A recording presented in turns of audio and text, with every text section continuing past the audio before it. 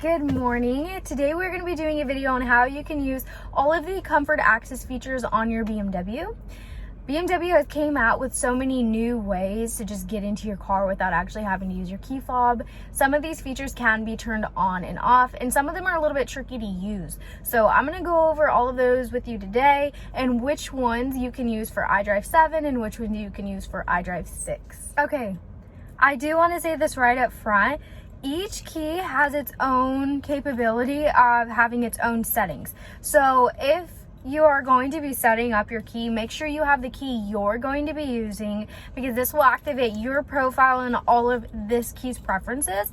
I see a lot of times that like the wife wants just the unlock button to unlock only her door, whereas the husband, he doesn't really mind if his key unlocks all the doors. So make sure you have the right key in the car, because each key will do something different if they're not programmed the exact same. When you first get into the car to set up your key fob, you're going to want to go to Car, Settings, and then you scroll all the way over to Key Button Settings. This is how you configure how the buttons on this key fob are going to operate.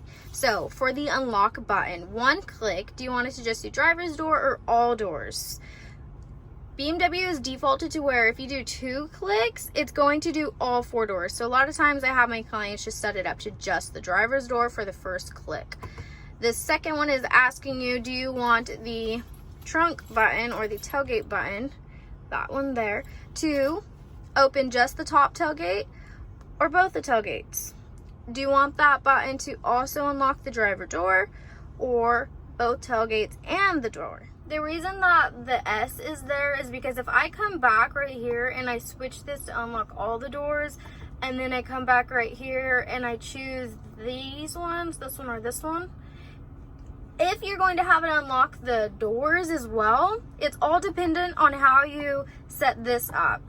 Does that make sense? Now it's only highlighting the driver door because I set it up for only driver door. Okay, so now that your key fob is set up, let's go ahead and go over how we actually use these on the outside of the car. Starting at the rear of the vehicle, your first comfort access option is going to be opening and closing your trunk with just a foot motion. So you come to the middle and you do one easy kick. You don't need to do anything more, and it flashes to let you know it's opening.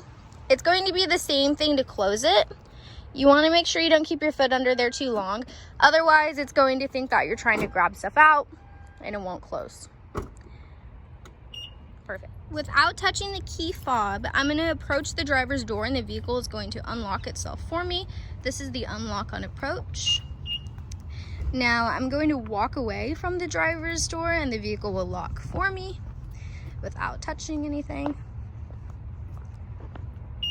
If you don't prefer to have the unlock on approach and lock on walk away feature on, that is fine. You can use the comfort access that is on all 4 of the doors. To use the comfort access that's on all of the doors, we'll start at the driver's door.